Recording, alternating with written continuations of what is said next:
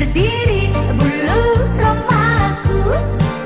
merinding kulit tubuhku. Nhưng mà xin bố mình đang mà ta dùng được này qua ta giờ mà lên đơn mình theo lên đơn này nó kiểu mình ra cái dạng đó lên đơn là bạn tăng thì tao đi lên mọi người không nằm ở đâu một nín có chốc mà nín là một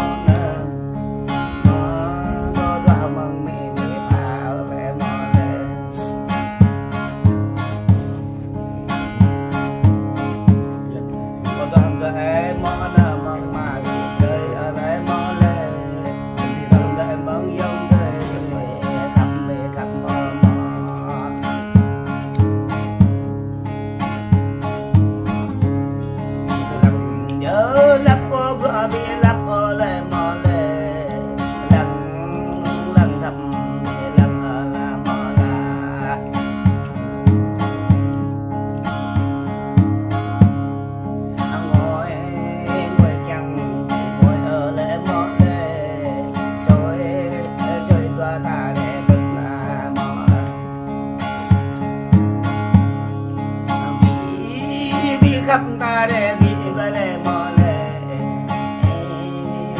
có ai nào là mò là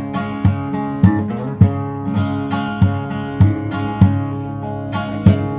mò nó ngã ngẽ mong mò chẳng thấy mò ấy nhìn mò nó vô về mong đây đừng lệ mò lệ nhìn mò nó về mong đó đừng lệ mò